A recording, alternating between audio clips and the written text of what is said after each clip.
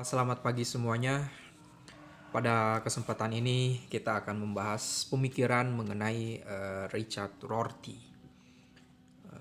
manusia ironis liberal. Richard Rorty ini salah satu yang berusaha mau mengakhiri epistemologi. Richard Rorty lahir tahun 1931 di New York dari keluarga yang menganggap diri kiri dan anti-Stalinis. Pada tahun 1949, ia memperoleh Bachelor of Arts dari Universitas Chicago dan tahun 1952 Master of Art dari Universitas Yale, di mana ia kemudian menjadi dosen. Pada tahun 1956 ia dipromosi menjadi doktor dalam bidang filsafat di Yale. Kemudian mengajar di Wellesley College. Pada tahun 1961 ia pindah ke Universitas Princeton. Dia mulai dikenal sesudah menerbitkan sejilid kumpulan karangan The Linguistic Turn. The Linguistic Turn. Karena sikapnya yang semakin kritis terhadap filsafat, ia semakin sulit berkomunikasi dengan rekan-rekannya filosof. Pada tahun 1979 muncul bukunya yang pertama, Philosophy and the Mirror of Nature. Pada tahun 1982 ia menjadi Kenan Professor of Humanities di Universitas Virginia. Pada tahun yang sama, tahun 1819 ia menerbitkan sekaligus 1989 ia menerbitkan sekaligus dalam bahasa Inggris dan bahasa Jerman. Bukunya yang mendasari karangan ini adalah Kontingensi, Ironi, dan Solidarity.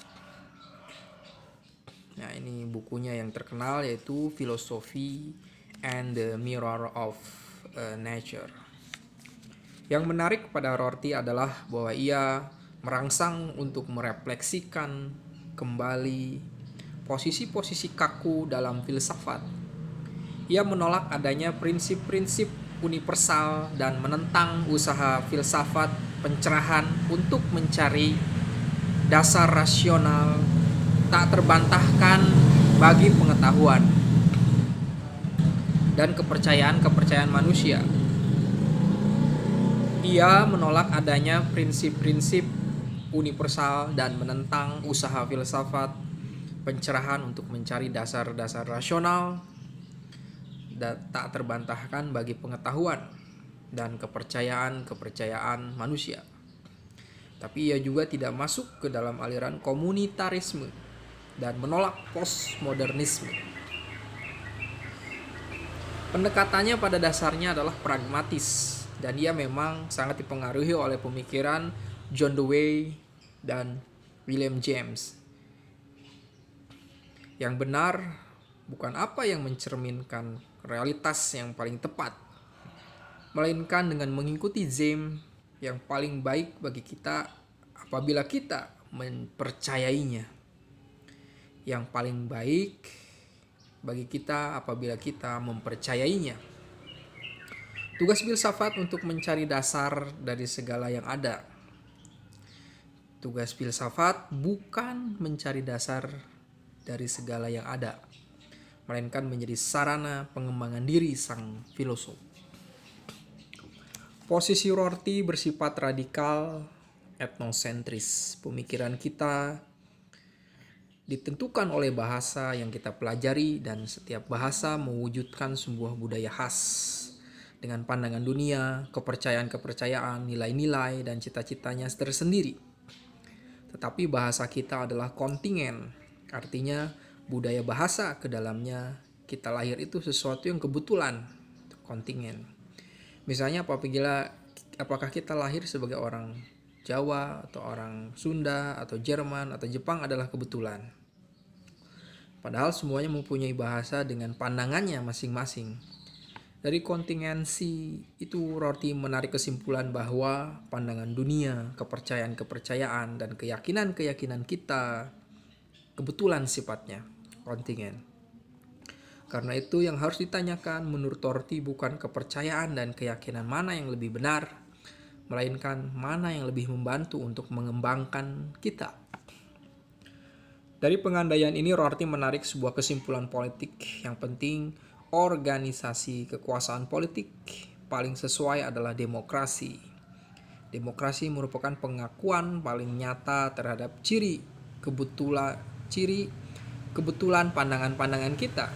Dalam demokrasi tidak dicari pandangan yang paling benar, yang lalu harus ditaati dan dipaksakan karena kebenaran harus selalu menang terhadap yang tidak benar, entah didukung oleh mayoritas atau tidak. Melainkan yang paling cocok hal itu ditentukan oleh masyarakat sendiri. Pandangan pengandaian epistemologis Rorty. Rorty menguraikan pengandaian epistemologis pemikirannya dalam bukunya yang pertama yaitu Philosophy and the Mirror of Nature. Dalam buku itu, Rorty membongkar usaha untuk filsafat sejak dari René Descartes untuk menemukan sebuah dasar rasional universal tak terbantah bagi pengetahuan manusia. Usaha itu akibat anggapan hampir seluruh filsafat barat bahwa filsafat bertugas mencerminkan realitas. Jadi filsafat sebagai ancaman, filsafat sebagai semacam alat perekam atau pemotret. Sekali lagi, filsafat dianggap bertugas mencerminkan realitas. Filsafat sebagai semacam alat perekam atau pemotret. Rorty menolak anggapan itu. Filsafat tidak lebih dari sebuah pembicaraan dalam konteks bahasa tertentu.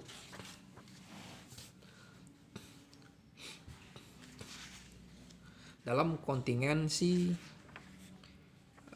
ironi, dan solidarity, Rorty menjelaskan posisinya lebih lanjut.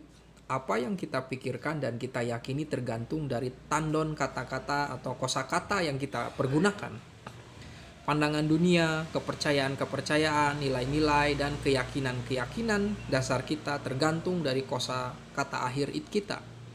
Melalui kosakata akhir kita mengungkapkan hal-hal yang memberikan makna kepada eksistensi kita.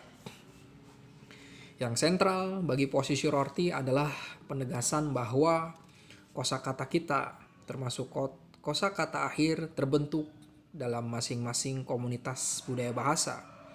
Sehingga hasil usaha terus-menerus komunitas itu untuk menangani tantangan yang mereka alami. Perjuangan itu membentuk bahasa masing-masing komunitas, dan karena itu juga pandangan dan keyakinan-keyakinan dengannya mereka menjelaskan makna hidup dan pengalaman mereka. Kosakata itu bagaikan kacamata yang menentukan bagaimana kita melihat dan menghayati realitas. Masing-masing komunitas mempunyai kosakata, dan karena itu juga kosakata akhir sendiri. Tak ada pandangan dunia atau keyakinan etis yang lebih benar daripada yang lain-lain. Yang ada hanyalah orang dengan kosakata akhir yang berbeda. Manusia ironis. Orang yang menyadari bahwa pandangan dunia, kepercayaan-kepercayaan, dan keyakinan-keyakinannya yang paling mendalam pun bersifat kebetulan. Itulah yang oleh Rorty disebut dengan manusia ironis. Manusia ironis bersedia mengakui bahwa kosakata akhir miliknya bersifat kebetulan. Ia berani menerima kenyataan bahwa kepercayaan dan keinginannya yang paling sentral tidak mempunyai kepastian. Manusia ironis bersikap ironis terhadap pandangannya sendiri. Artinya ia tahu bahwa bahkan hal-hal yang sungguh dipercayainya, yang betul-betul diyakininya, tergantung dari kosakata akhir yang dipakainya, dan bahwa kosakata akhir itu terkonsolidasi oleh segala macam perkembangan kebetulan. Ia tahu bahwa ada banyak orang lain dengan kosakata akhir lain. Ia menerima bahwa orang lain mempunyai pandangan dunia, kepercayaan-kepercayaan, dan keyakinan-keyakinan lain dengan hak yang sama. Rorty menyebut orang macam itu manusia ironis, karena kesadaran mereka bahwa segala apa yang ada bisa dibuat kelihatan baik atau buruk dengan dideskripsikan kembali. Mereka berada dalam posisi yang disebut Sartre metastabil, tak pernah mampu untuk betul-betul meyakini diri sendiri karena selalu sadar bahwa istilah-istilah yang mereka pakai untuk mendeskripsikan diri sendiri bisa berubah. Selalu sadar akan ciri kebetulan dan kerapuhan kosa kata akhir mereka, dan karena itu akan ciri kebetulan dan kerapuhan mereka sendiri. Metastabil istilah Sartre. Manusia ironis sadar bahwa kosakata akhir yang dipakainya dapat saja berubah. Tentu kosakata akhir ini berubah seenaknya karena kosakata akhir menjadi wahana keyakinan paling mendalam, bahkan identitasnya sendiri. Kosakata akhir juga tidak berubah karena terbukti kurang benar. Soalnya kosakata itu bukan benar atau salah, melainkan tepat atau kurang tepat dalam bersama-sama mengatasi tantangan kehidupan. Tetapi kosakata akhir dapat bergeser bahkan berubah karena orang bersentuhan dengan orang-orang yang memiliki kosakata akhir lain. Karena itu manusia ironis menyadari bahwa apapun yang diyakininya barangkali masih akan berubah. Yang menarik dan tidak terungkap dalam bahasa Indonesia adalah bahwa Rorty tidak memakai kata he, melainkan she untuk manusia ironis. The ironis is she. Rupanya dia berpendapat bahwa kaum perempuan memiliki kelenturan dan keterbukaan mental yang perlu untuk bersifat ironis. She. Tetapi kalau orang menyadari ciri kebetulan keyakinan-keyakinannya, maka ia masih sungguh-sungguh dapat meyakini sesuatu. Bukankah ia harus menjadi seorang skeptis total yang tidak dapat mengikat diri terhadap keyakinan apapun? Bukankah orang ironis harus menjadi orang tanpa keyakinan? Rorty tegas menolak kesimpulan itu.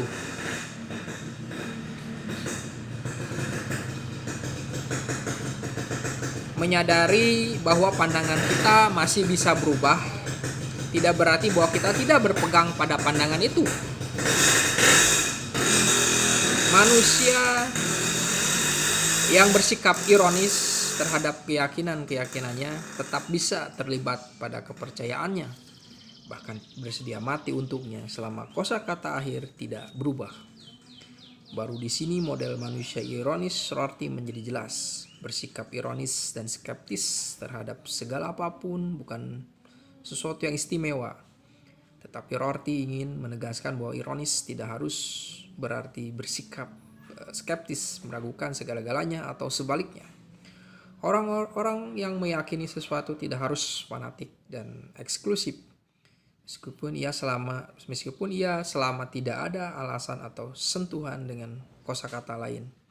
Berpegang teguh pada keyakinan. Ya. Manusia ironis bersedia mengakui bahwa orang lain bisa saja mempunyai pandangan dan keyakinan yang berlainan yang tidak mesti kurang benar. Bahwa bisa ada pluralitas pandangan dan keyakinan dasar. Bahwa tidak perlu, bahkan menurut Rorty tidak mungkin kita bertanya mana dari pandangan keyakinan-keyakinan itu yang paling benar. Lawan manusia ironis disebut manusia metafisik. Manusia metafisik adalah orang yang percaya bahwa pertanyaan apakah kodrat hakiki, misalnya keadilan, ilmu pengetahuan, eksistensi, iman, moralitas bersifat mempunyai arti objektif. Manusia metafisik yakin bahwa segala sesuatu mempunyai kodrat, mempunyai hakikat objektifnya, dan bahwa filsafat bertugas untuk menemukannya. Filsafat adalah benar sejauh menemukan hakikat objektif itu. Pandangan dunia, keyakinan moral dan religius menurut mereka bukan sekedar masalah kosakata, melainkan masalah kebenaran objektif. Hanya satu bisa benar, yang lain mesti salah. Filsafat bertugas untuk mencari pendasaran kebenaran.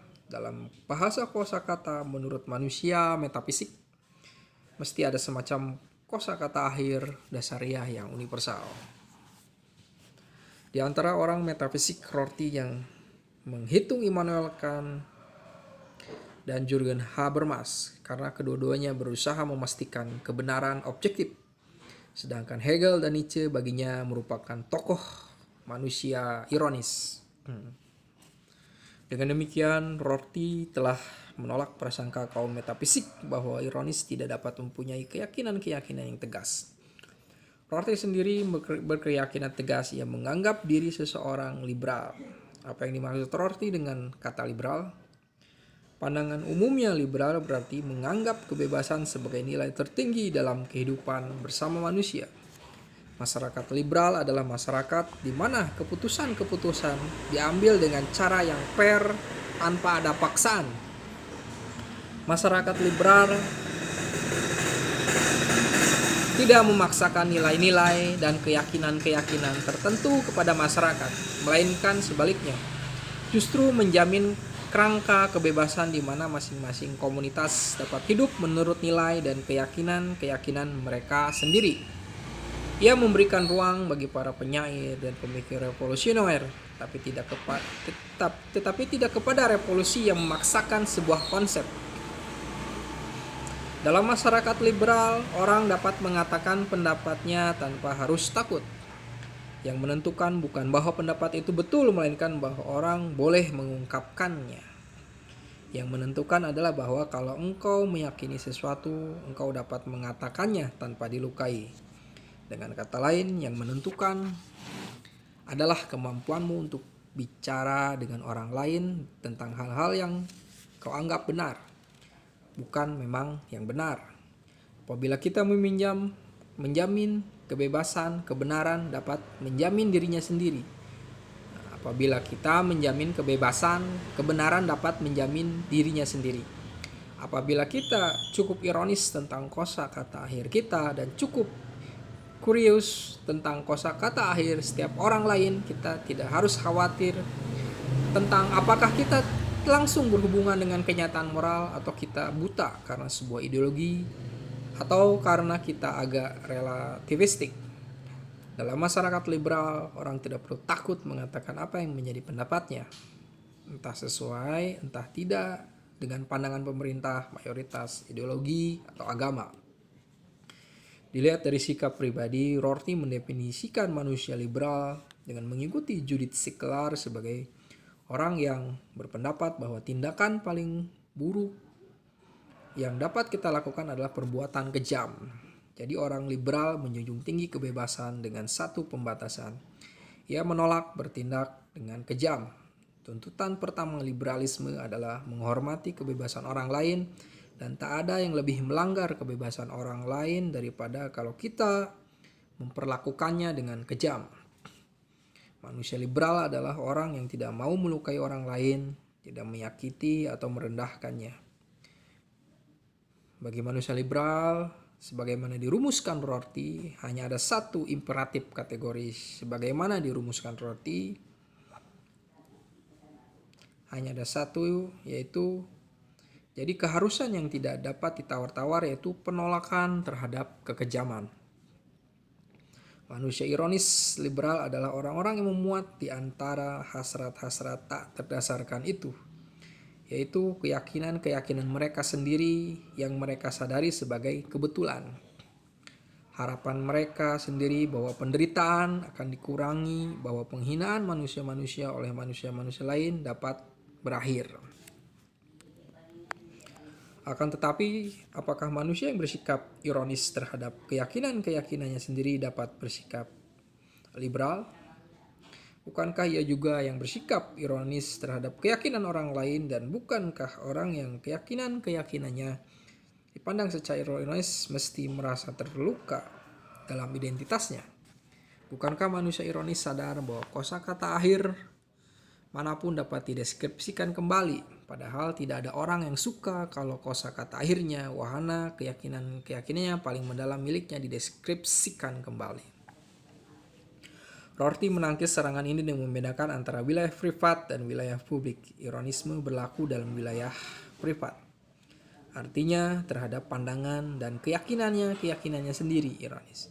Tapi justru karena ia sadar akan kerelatifan kosakata akhir miliknya sendiri, ia bersedia menghormati kosakata akhir orang lain. Justru karena ia tidak membawa keyakinan sendiri sebagai kebenaran mutlak.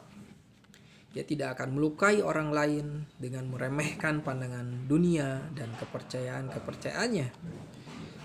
Manusia ironis karena ironis terhadap dirinya sendiri. Ia bersedia untuk mengakui orang lain dalam keutuhannya. Ia bahkan membuka diri terhadap sentuhan kosakata akhir lain, jadi terhadap kemungkinan bahwa ia akan mengubah kosakata akhirnya sendiri. Kemungkinan bahwa manusia ironis bersifat liberal disangkal oleh manusia metafisik. Mereka mau mendasarkan sikap-sikap mereka pada prinsip-prinsip metafisik. Mereka berpendapat bahwa orang hanya dapat bersikap solider dengan orang lain apabila ada pendasaran metafisik, misalnya karena Allah menghendakinya, etika teonom, atau karena manusia itu makhluk rasional dan karena itu harus dihormati. Karena kita sama-sama manusia, humanisme. Ia menolak penyiksaan pesakitan oleh polisi karena hal itu melanggar hak asasi manusia. Harus ada dasar mengapa orang wajib bersikap solider.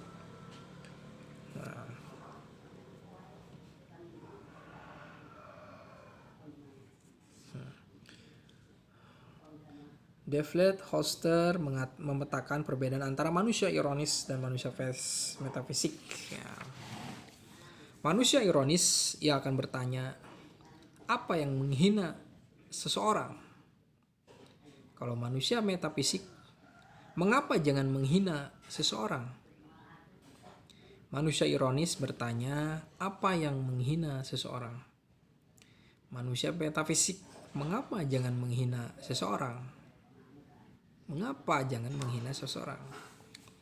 Manusia ironis bertanya, satu-satunya ikatan sosial yang kita butuhkan adalah kesadaran bahwa kita semua sama-sama dapat terluka apabila kita dihina. Itu manusia ironis. Ini manusia metafisik. Sebagai ikatan sosial kita memerlukan sebuah prinsip sebagai orientasi. Ini manusia ironis bertanya, solidaritas berdasarkan perasaan keterancaman bersama. Solidaritas berdasarkan perasaan keterancaman bersama. Nah, manusia metafisik, solidaritas berdasarkan milik atau kekuasaan bersama. Manusia ironis bertanya, ia memperhatikan apakah ada orang yang menderita? Nah, manusia metafisik bertanya, ia memperhatikan apakah terjadi pelanggaran hukum atau moral. Dari bagian itu kelihatan perbedaan antara orang liberal ironis dan liberal metafisik. Yang pertama, peka terhadap perasaan orang lain, yaitu kedua, mementingkan prinsip. Yang pertama, mau menghindar dari sikap yang dapat melukai orang lain. Yang kedua, bertanya mengapa tidak boleh melukai yang lain. Nah, yang kedua, mencari sebuah prinsip sebagai landasan sikapnya terhadap orang lain. Yang pertama, sadar bahwa orang lain pun dapat terluka dan itu sudah cukup untuk tidak melukainya. Yang pertama, peka terhadap penderitaan orang lain. Yang kedua, mementingkan hukum moral. Bagi manusia metafisik, tidak dengan sendirinya jelas bahwa kita tidak boleh bersikap kejam. Ia masih memerlukan alasan. Ia adalah orang yang dimana bertanya tentang hukum moral dan pelanggarannya, tapi tidak melihat manusianya. Manusia solidaritas. Sesudah menolak pandangan metafisik dalam sikap liberal, tindakan paling buruk yang dapat kita lakukan adalah perbuatan kejam, mengandaikan suatu pendasaran filosofis, religius, dan ideologis. Rorty sebalik menyerangnya. Ia menunjukkan bahwa solidaritas antar manusia tidak terbangun karena kita memiliki kepercayaan teoritis yang sama, melainkan kita semakin peka akan kenyataan bahwa orang lain pun mudah terluka dan terhina. Rorty menyangkal gagasan Platon dan Kant tentang rasionalitas yang berpusat pada gagasan bahwa kita harus menampung tindakan-tindakan tertentu di bawah prinsip-prinsip umum apabila kita mau bersikap moral. Karena itu ia juga menolak Habermas. Meskipun bersama-sama liberal, Habermas dan orang-orang metafisik lainnya berpendapat bahwa kebebasan-kebebasan politik liberal membutuhkan semacam kesepakatan tentang apa yang manusiawi secara universal. Kami orang ironis yang juga liberal berpendapat bahwa kebebasan-kebebasan itu tidak membutuhkan kesepakatan tentang hal apapun yang lebih mendasar kecuali tentang bahwa kita memang mengharapkan kebebasan-kebebasan itu. Masyarakat liberal tidak menuntut agar semua anggota mempunyai pandangan filosofis yang sama. Rorty menolak segala universalisme. Ia memuji Nabokov yang buku-bukunya membantu kita menghindari kekejaman. Bukan dengan memperingatan kita akan ketidakadilan sosial, melainkan dengan mengingatkan kita akan kecondongan untuk bersikap kejam yang terkandung dalam upaya mencapai otonomi. Keyakinan kaum liberal tidak dapat dibuktikan. Tak ada cara netral, non-sirkuler untuk membuktikan klaim bahwa manusia liberal, bahwa kekejaman merupakan hal yang paling buruk yang kita lakukan. Apabila nilai institusi-institusi demokratis semacam itu disangkal atas nama sesuatu yang lebih mendasar, tak ada jawaban langsung. Rorty menyangkal bahwa acuan pada sebuah kodrat kemanusiaan bersama, kita sama-sama manusia, atau pada teori lain akan membuat kita bersikap solider dengan orang lain. Tak ada yang secara alami tidak manusiawi, sehingga argumen bahwa perbuatan itu tidak manusia pun tidak mempan. Solidaritas antar manusia tidak dipandang sebagai kenyataan yang perlu diakui dengan menyingkirkan prasangka atau dengan menggali ke realitas lebih mendalam yang masih tersembunyi, melainkan sebagai tujuan yang harus dicapai. Solidaritas tidak ditemukan melalui refleksi, melainkan diciptakan. Solidaritas tidak ditemukan melalui refleksi, melainkan diciptakan. Solidaritas diciptakan dengan meningkatkan kepekaan kita terhadap segi rasa sakit dan keterhinaan orang lain. Orang yang belum kita kenal secara terinci. Kepekaan lebih tinggi berarti menjadi lebih sulit untuk memarginalisasikan orang-orang yang berpikir berbeda dari kita. Terhadap demokrasi pun tidak ada pendasaran normatif objektifnya. Orang yang ironis dan sekaligus liberal dengan sendirinya akan merasakan bahwa demokrasi adalah bentuk penataan hidup bersama yang paling bagus. Bukan sebuah kepercayaan filosofis, melainkan kepekaan yang memahami perasaan orang lain, membuat kita mampu bersikap solider terhadap orang lain. Di sini Rorty menunjukkan sesuatu yang penting. Kita sebenarnya sudah tahu apa itu solidaritas. Kita peka terhadap perasaan orang lain, kita tahu bahwa bersikap kejam adalah buruk. Namun semua kita hanya menghayatinya dalam lingkungan akrab di antara orang kita. Di luar orang kita, kepekaan kita biasanya berakhir. Agar solidaritas kita meluas sehingga juga mencakup orang dari kampung lain, suku lain, agama lain, bangsa lain, dan ras lain. Ajaran teoritis bahwa dia juga manusia atau dia itu makhluk rasional kan, atau bahwa Tuhan memerintahkannya tidak akan membantu.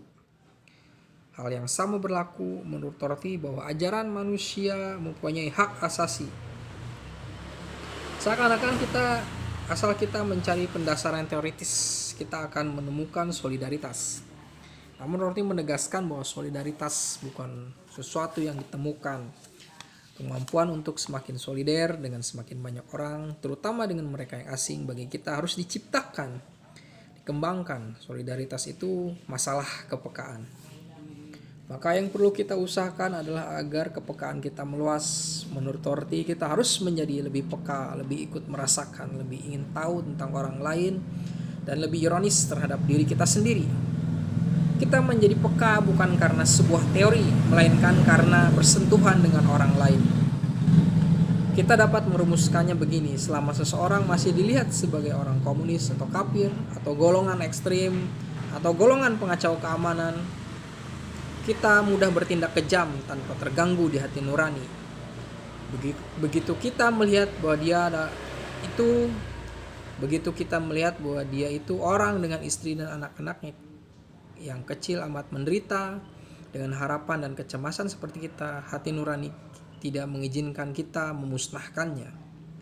Jadi kita menjadi peka terhadap bersentuhan dengan hidup orang lain. Maka untuk membangun solidaritas nyata di antara manusia melampaui batas-batas orang kita, tidak berguna mengajarkan prinsip atau teori-teori tinggi tentang manusia yang Tuhan. Yang perlu adalah agar kita belajar ikut merasakan. Karena itu Rorty berpendapat bahwa filsafat, seni berakal, teoritis tidak banyak berguna dalam pandangan solidaritas. Ia mengharapkan peran para penyair, penulis novel, etnograf, dan wartawan. Mereka dengan cara masing-masing menghadapkan kita pada kehidupan konkret manusia. Melalui mereka kita bersentuhan dengan kenyataan bahwa orang di luar lingkup perhatian langsung kita juga mudah terluka, mudah disakiti, dan mudah terhina. Mereka membantu kita untuk mencapai imaginative identification with the detail of other life. Makin kita dapat mengidentifikasi dengan hidup orang lain, makin kita akan tahu bahwa kita jangan bersikap kejam dan bagaimana menghindarinya. Menurut Rorty, filsafat tidak lebih daripada sebuah pembicaraan di mana masing-masing peserta saling menantang dan merangsang untuk berpikir lebih jauh.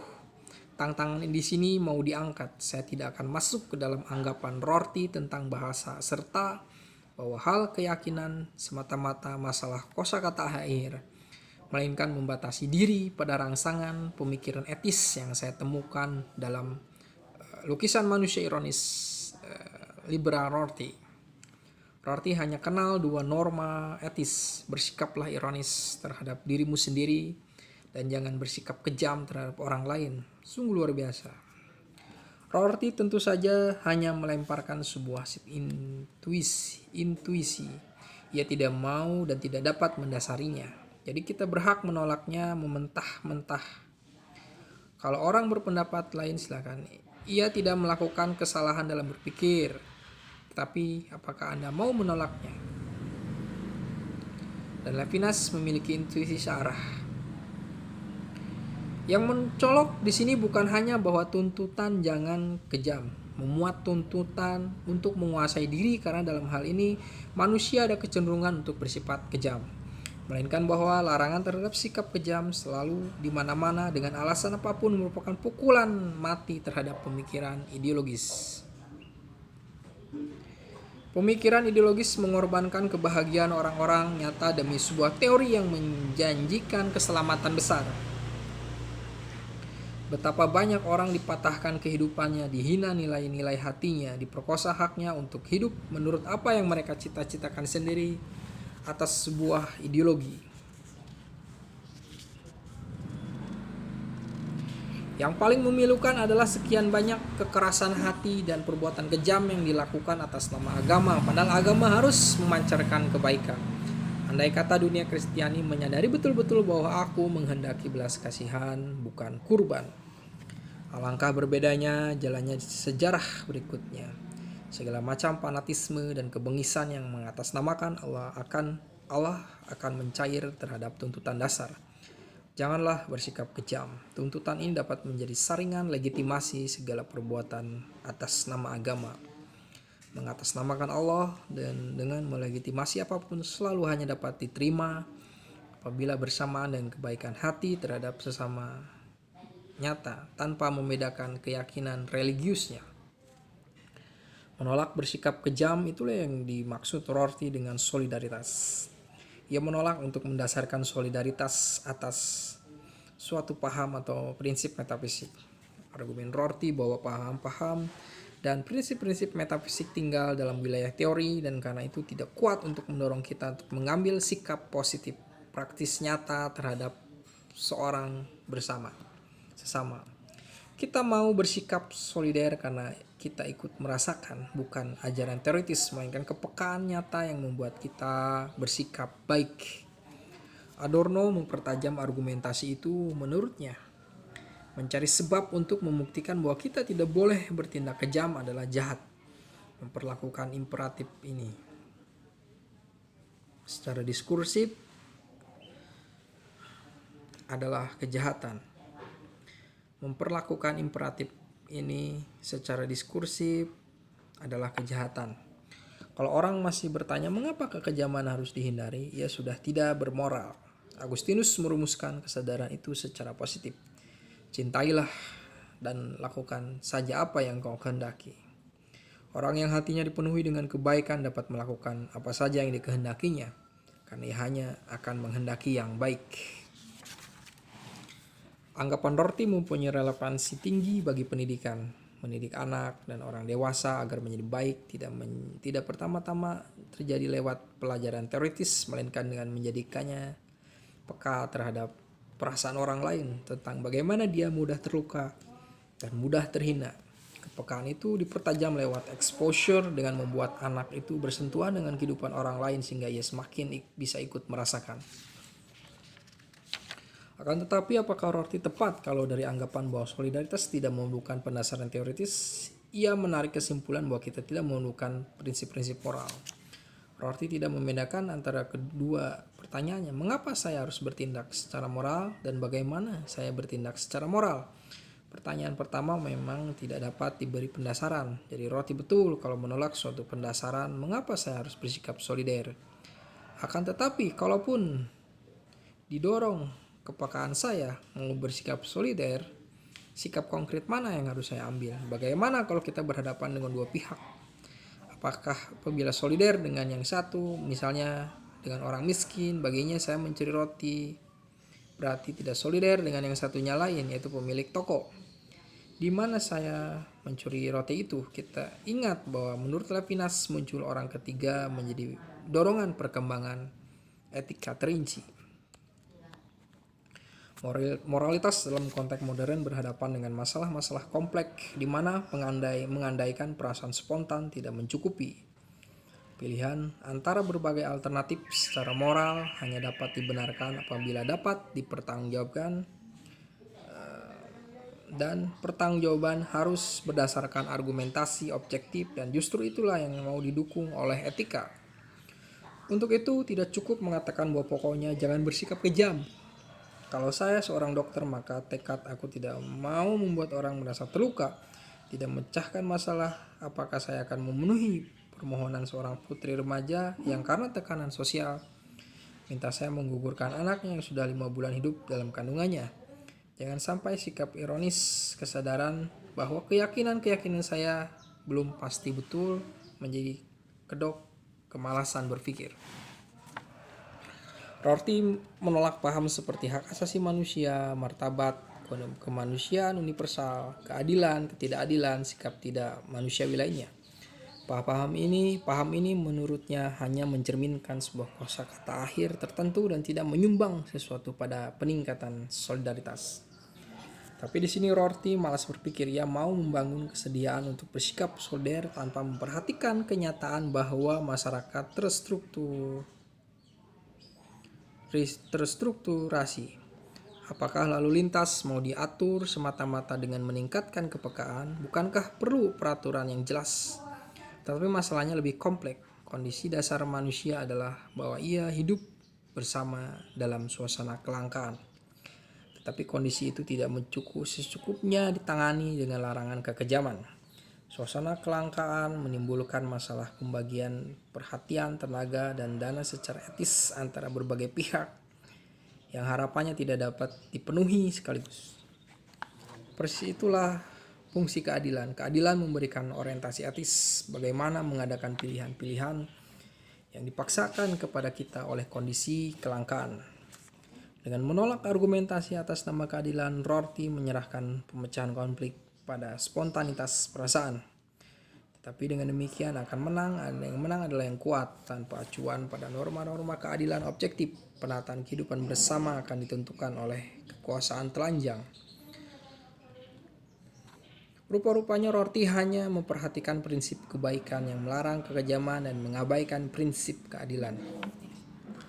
Tapi kebanyakan masalah etika menyangkut pembagian kebaikan dan kepastian pembagian pembatasan solidaritas, kemampuan kita untuk bersikap solider adalah terbatas.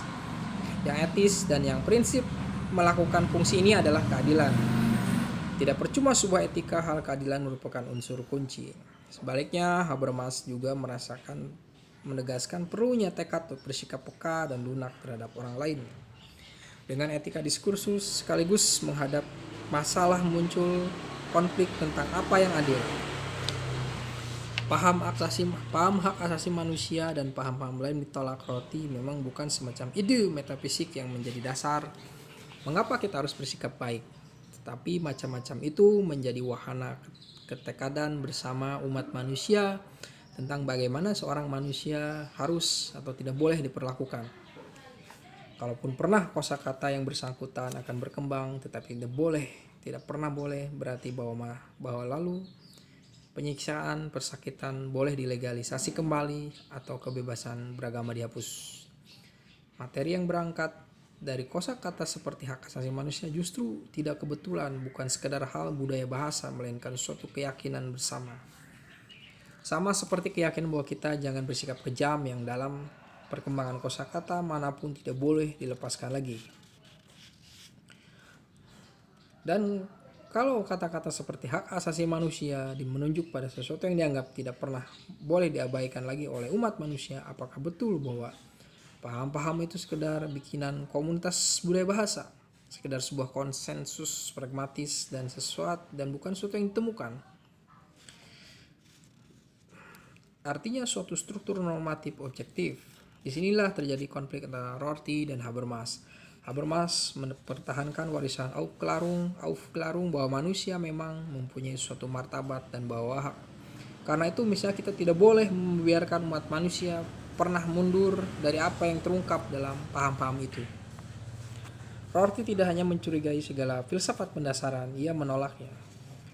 Tapi karena filsafat justru mencari pendasaran atau sekurang-kurangnya mengkritik pendasaran-pendasaran yang tidak memadai, Rorty mau menggantikan filsafat dengan puisi. Tetapi ia sendiri tidak menulis sebagai penyair, melainkan sama seperti semua filsuf lain sebagai pengkritik yang menganggap kritiknya bukan sebagai puisi, melainkan sebagai kritik atas pandangan-pandangan alternatif yang mau ia tolak. Jadi ia hanya dapat mengemukakan apa yang dikemukakannya apabila ia berbicara sebagai seorang filsuf dengan klaim kebenaran. Inilah inkonsistensi Rorty. Ia menolak filsafat tetapi dengan mempergunakan filsafat. Intuisi Rorty khususnya tentang hakikat moralitas amat penting dan tepat waktunya, tetapi kerangka teoritis tidak meyakinkan. Kemalasan dalam budaya manapun tidak dianggap sebuah keutamaan, apalagi kemalasan untuk berpikir. Filsafat kontingensi Rorty perlu dipahami sebagai landasan untuk berpikir terus, yang kekuatannya adalah membuka kekeliruan filosof lain. Terima kasih. Kita akan suatu hari nanti akan membahas mengenai Richard Rorty karena pemikirannya sangat menantang orang untuk meninggalkan filsafat tapi dengan cara berpikir filsafat. Di sini Rorty sangat concern dengan ajakan untuk manusia tidak boleh bersikap kejam. Seseorang berbicara tentang solidaritas yang mengajak kepada kebaikan bersama itu tidak ditemukan tapi diciptakan. Menurut Rorty, manusia itu harus ironis terhadap dirinya sendiri. Dia harus memiliki anggapan bahwa kosakata akhir atau pemikirannya itu akan terus berubah. Bukan persoalan benar atau salah, tetapi tepat tidak tepat. Suatu saat akan memiliki suatu ketepatan, ya, bukan soal berbicara tentang kebenaran. Juga berbicara manusia itu selama dia bisa mengungkapkan kata-katanya, maka di sanalah yang disebut dengan adanya kebebasan. Nah, menarik sekali pemikiran tentang Rorty. Bagi Rorty, filsafat tidak lebih dari sebuah pembicaraan dalam konteks bahasa tertentu. ya menurut Heidegger juga kan bahwa yang namanya manusia itu terbatas dengan bahasanya, dengan dunianya. Karena dunia atau terstruktur ini membentuk cara pandangnya, etikanya juga, dan juga kebutuhannya juga. Sehingga kita tidak bisa menguniversalkan pandangan kita sendiri, bahkan menyalahkan pandangan orang lain dan memenangkan pandangan kita. Sehingga Rorty lebih cenderung mau menggantikan filsafat dengan kajian yang bersifat etnosentris ya, budaya, antropologi. Itulah kontingensi menarik kesimpulan bahwa pandangan dunia, kepercayaan, keyakinan kita kebetulan sifatnya, kontingensi ya. Jadi kebetulan gitu, bukan sesuatu yang benar. Karena bersifat kebetulan, maka kita akan bertemu dengan berbagai kemungkinan perubahan lagi. Jadi pendasaran yang bersifat ajek, tetap, prinsipil itu Rorty harusnya menolak itu. Dia mengatakan bahwa itu kosakata akhir atau persoalan tentang bahasa, tentang suatu definisi budaya, definisi cara hidup itu sebagai sesuatu yang bersifat kontingensi dan bisa berubah.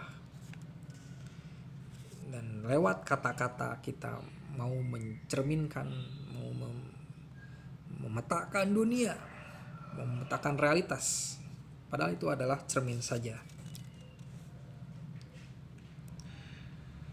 Orang yang menyadari bahwa pandangan dunia, kepercayaan dan keyakinan yang paling mendalam pun bisa bersifat kebetulan, itulah yang disebut dengan manusia ironis. Manusia ironis bersedia mengakui bahwa kosakata akhir miliknya bersifat kebetulan. Manusia ironis sadar bahwa kosakata akhir atau bahasa budaya yang dipakainya dapat saja berubah. Bagi Rorty, perempuan lebih memiliki kelenturan dan keterbukaan mental yang perlu untuk bersifat ironis.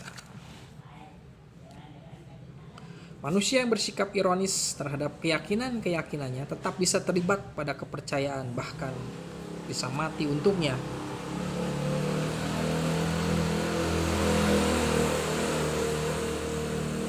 Bahkan kita mempercayai sesuatu itu berubah, itu ada suatu kepercayaan juga kan, yang semuanya bisa berubah kecuali perubahan itu sendiri. Itu juga termasuk kita punya pendasaran juga, dan Rorty itu juga bergeser dari pendasaran kepada pendasaran yang lain. Rorty menciptakan pembagian tentang manusia metafisik dan manusia ironis. Manusia metafisik adalah orang yang percaya bahwa pertanyaan apakah kodrat hakiki, keadilan, ilmu pengetahuan, eksistensi, iman, moralitas, filsafat mempunyai arti objektif. Manusia metafisik yakin bahwa segala sesuatu mempunyai hakikat objektifnya dan filsafat bertugas untuk menemukannya. Filsafat adalah benar sejauh menemukan hakikat objektif itu. Ini seperti penjelasan dari filsafat sebelumnya, dari Plato sampai para pemikir yang bersifat rasional, etis ya, kecuali Nietzsche. Jadi filsafat itu suatu cara berpikir untuk menemukan realitas kebenaran yang universal, pendasaran, harus ajek, objektif. Menurut manusia metafisik mesti ada semacam kosakata akhir atau suatu dalil akhir gitu kan. Bagi Rorty, orang seperti Immanuel Kant dan Jürgen Habermas itu disebut dengan manusia metafisik karena mengejar memastikan kebenaran objektif. Sedangkan Hegel dan Nietzsche baginya adalah tokoh manusia ironis.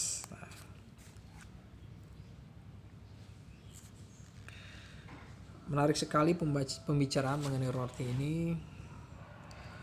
Juga Rorty mau mendefinisikan manusia liberal, yaitu orang yang berpendapat bahwa yang paling buruk yang dapat kita lakukan adalah perbuatan kejam. Nah, Rorty ini sangat mengajarkan kita untuk tidak bersifat kejam. Itu adalah semacam pelanggaran terhadap kebebasan. Manusia ironis liberal adalah orang-orang yang memuat di antara hasrat-hasrat tak terdasarkan itu. Kebetulan harapan mereka sendiri bahwa penderitaan akan dikurangi, bahwa penghinaan manusia-manusia oleh manusia lain dapat berakhir.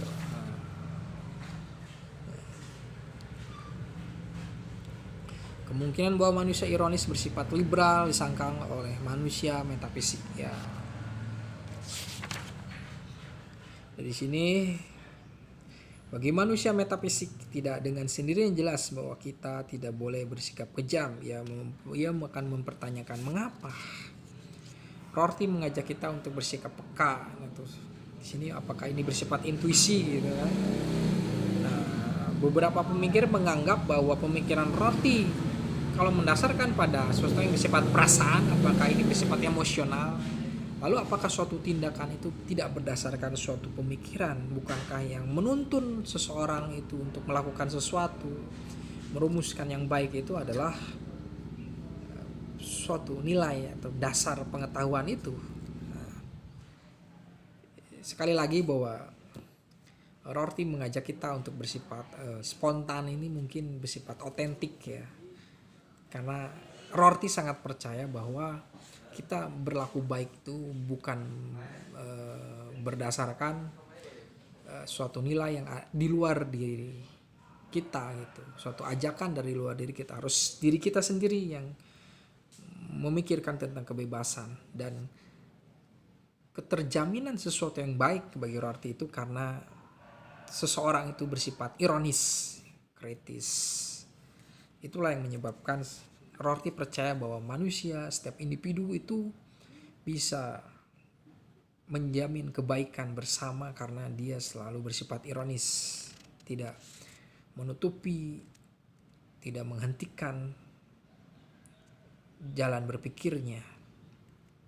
Dia akan selalu berpikir terus tentang dirinya, tentang nilai-nilai, tentang bekerjanya suatu nilai, dan juga tentang suatu ketidakpercayaan terhadap suatu hukum universal, tentang sesuatu yang baik ya.